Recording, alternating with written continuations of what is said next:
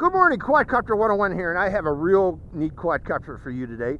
This is the Eachine Pioneer 350, E350. Now, what is the E350? The E350 is a GPS, brushless GPS camera quadcopter. Unfortunately, well, no, it's okay. I have the standard version that doesn't come with a gimbal, doesn't come with any of the other options that Eachine is offering for this, like follow me and telemetry. These are coming out in the future. They're not available right now, so right now only the base model is available. Let's go over this base model. Base model, as you can see, is a 350 sized GPS camera quadcopter. Pretty sinister looking.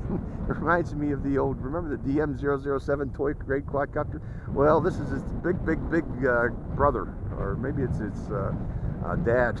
it's big and bad looking. Pretty cool.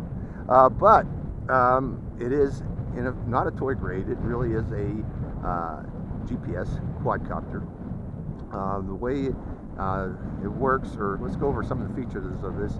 It does have power ports for telemetry and power ports for gimbal control down here on the bottom. I think it might be the other way around, but I can't. 1, 2, 3 pins. I think this. Well, I'll find out. We'll find out in the future when they do release the telemetry model and the gimbal model for it. But there are pins for controlling the quadcopter's gimbal, and also for the telemetry system that could be added to this quadcopter in the future. Now, why do you want telemetry and all that? There is a version of this planned for the future that comes with a follow me watch.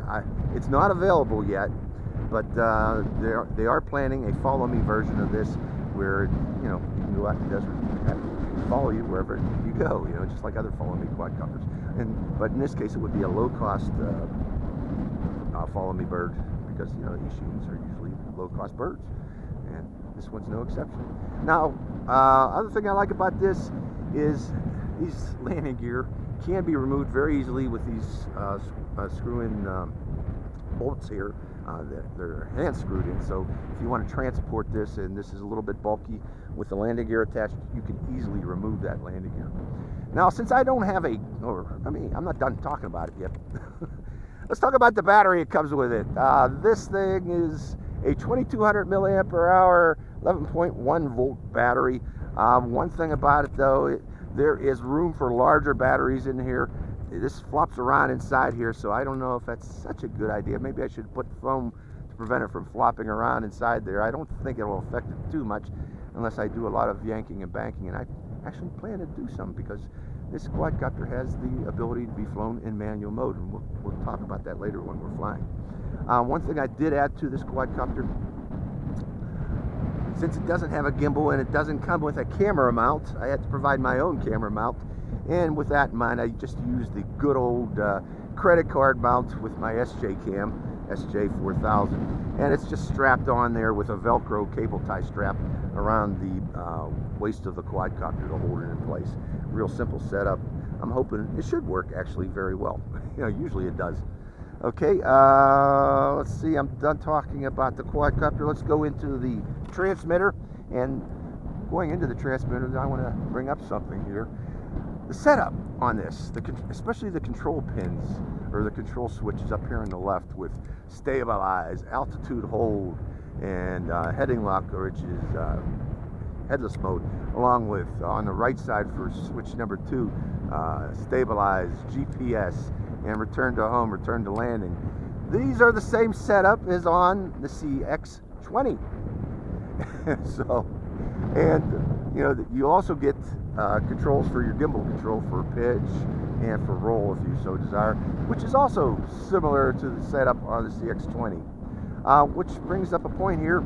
I believe this is a flight control board from a CX-20 inside here. So this is in my opinion, is a reincarnation of the Cheerson CX-20, but in a new design.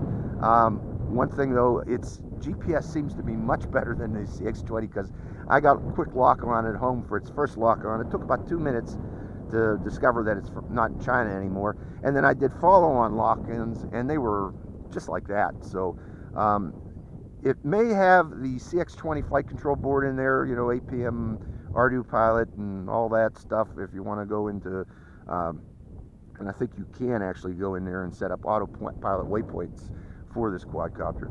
But with that in mind, I think it has its GPS system upgraded, so the GPS might be a little more accurate than the original CX-20. But we'll find out today. If I get any toilet bowl effect, that'll confirm that it's the same as the CX-20. But I did do a compass calibration at home before coming out here. Just keep that in mind, folks. But again, let's go over this transmitter more in detail. Again, this switch number 1 is for setting manual mode 0, and if you want to fly manual mode, both switch 1 and switch 2 must be set to 0. If you want to fly in altitude hold mode only, you got to keep switch 2 in 0 and switch 1 in position 1. And if you want to go to headless mode, you got to go to position 2 and keeping switch 0 in, or switch 2 in position 0. And if you want to go to GPS, it doesn't matter the position of these. You'll bring it up like so, and it will go into GPS mode, but I like to always set it to 0 before doing such.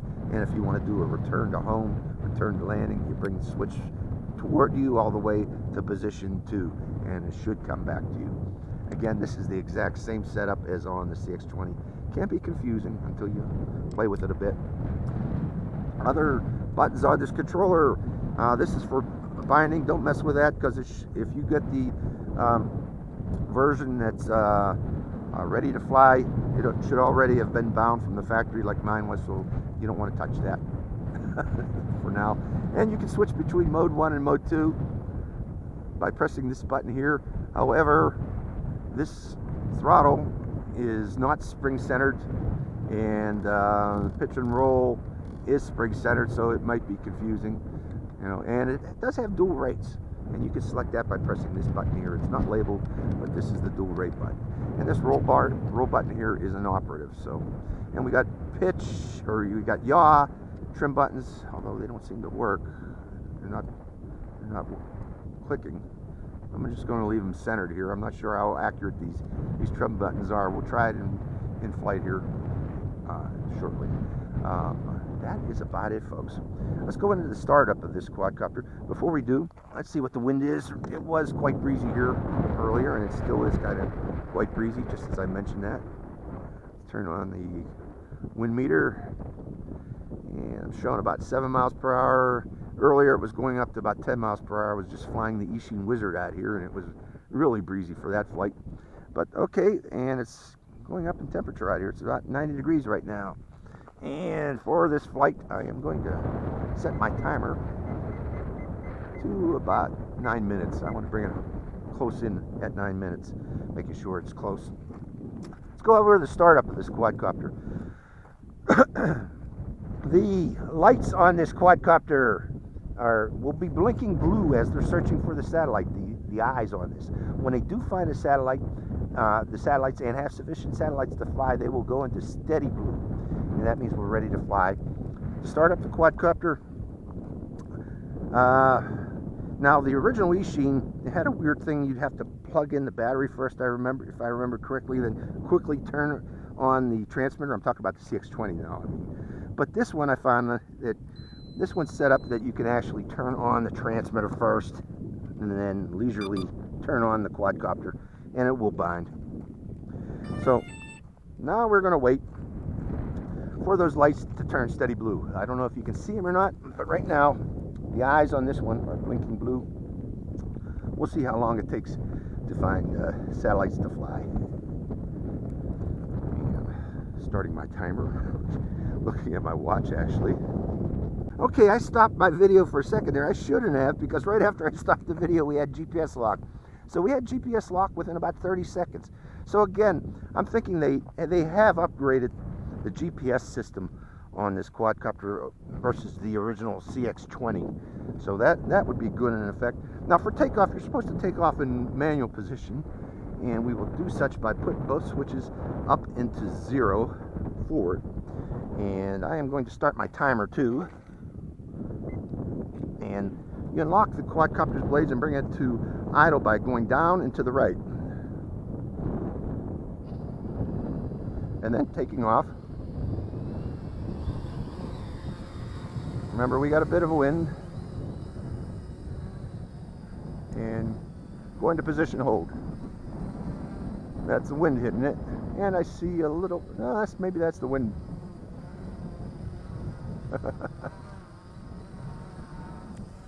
I just wanted to see how stable it is. It's being bounced around by that wind.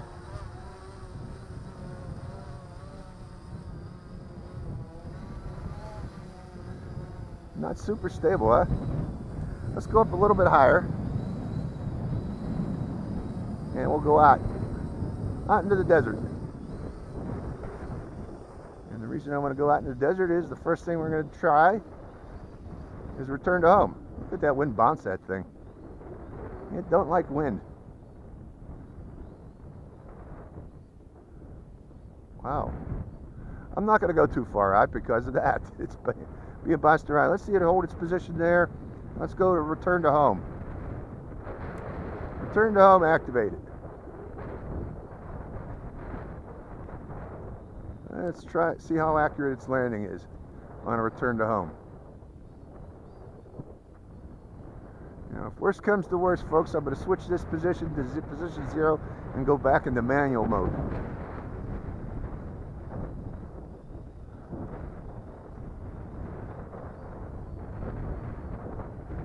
I did start the timer, right? I'm pretty sure I did. Here it comes back. It's overhead.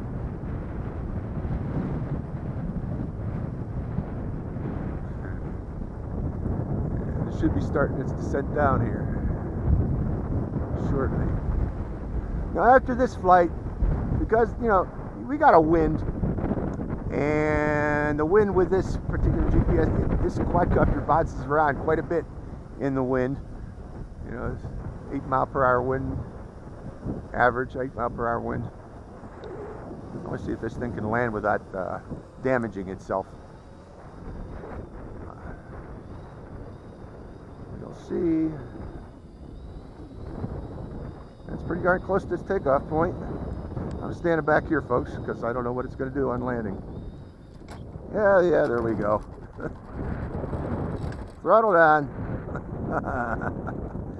Yeah, it'll tip over. It can tip over.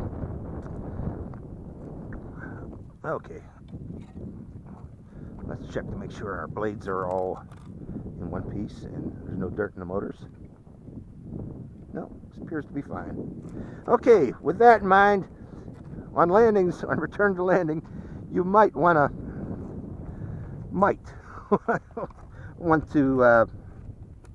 what am I saying? Take over manual mode and fly it manually back into position. Here, let me close up this door again. Let's try that again. And we're going to go up this time, and we're going to try altitude hold mode, folks. Unlocking the blades. Going to idle.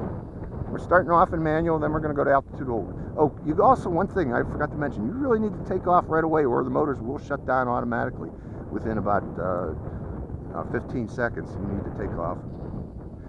Damn it, before I do, locking the blades. This time, we are going to turn on the camera on the quadcopter. That's the whole purpose of this camera, folks. I forgot to turn these on.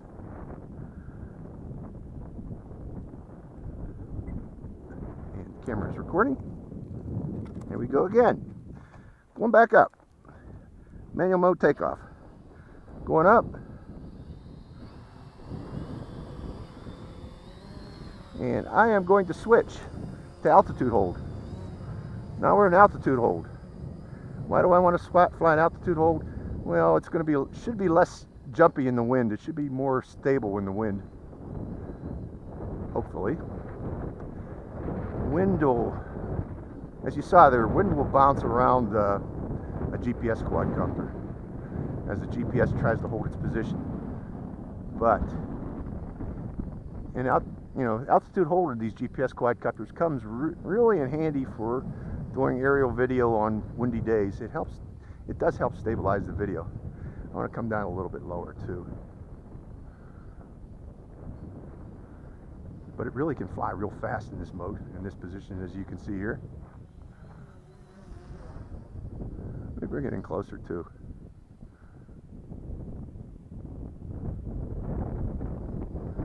Back into the the wind.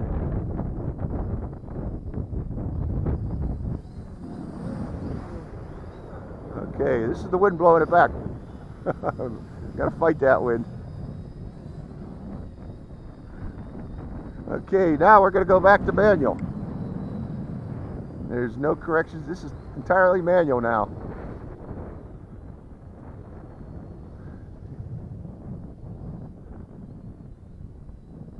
So this is Eachine's first foray into GPS camera quadcopters. It's interesting that they picked the CX-20. Probably because there's probably a lot of CX-20 flight control boards out there available. Still available for it. Now the CX-20 was maneuverable in manual mode, and this one is too. Somewhat maneuverable. Listen to that motor.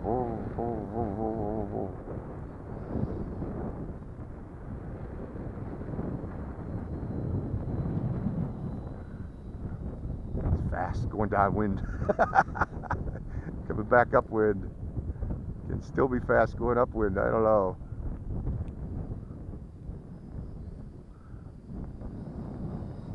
Okay, let's just put it there. I'm going to go back into GPS. Position hold. Let's examine this position hold in the wind. Yeah. You can see, you know, the wind's coming from that direction there. It's trying to fight it, but it really bounces around. Its reaction to the wind and changes in the wind isn't very fast. In other words, I've seen better. That's what I'm saying. But again, keep in mind, this is a low-cost GPS quadcopter. It is fighting the wind, and it is maintaining a general relative position. But you know, there are better out there. Now, I've been flying for quite some time here. I'm hoping I did start my timer. Oh yeah, I still got 15 seconds of flight. With that in mind, we'll go out in GPS mode, into the wind, out over the desert, just to get some video. Now, you'll notice how bouncy it is because of that wind. Oh, the wind's picking up even more right now. In fact, I'm starting to speak up just so that you can hear me, because I know this camera gets noisy in the wind. But the GPS is working. The GPS position hold is working. It's just that it's not super stable. But neither was the CX-20. So this confirms it even more that this is likely a CX-20 bird.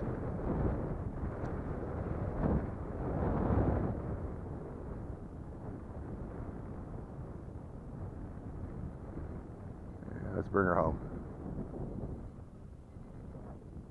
Bringing it back. There goes my 9-minute warning.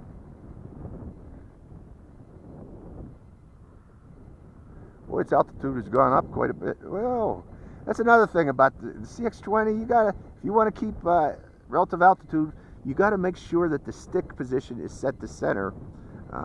Otherwise, it will go up and slightly and go down slightly as you're flying. And reducing throttle now.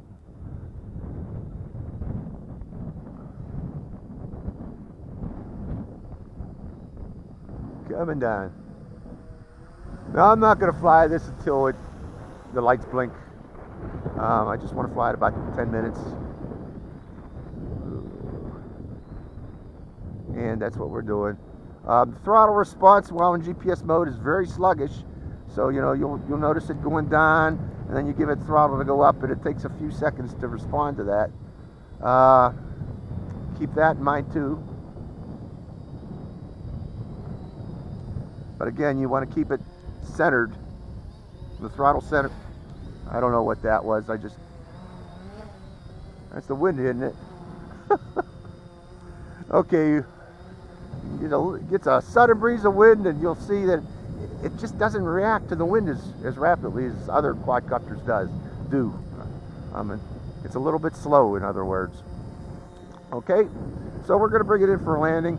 I'm going to go here back to manual mode now, and we're going to land it manually because I don't trust the Jeeps. and unlocking or locking the blades. So that's the flight of the Eachine Pioneer. Eachine's pioneering voyage into GPS quadcopters, GPS camera quadcopters.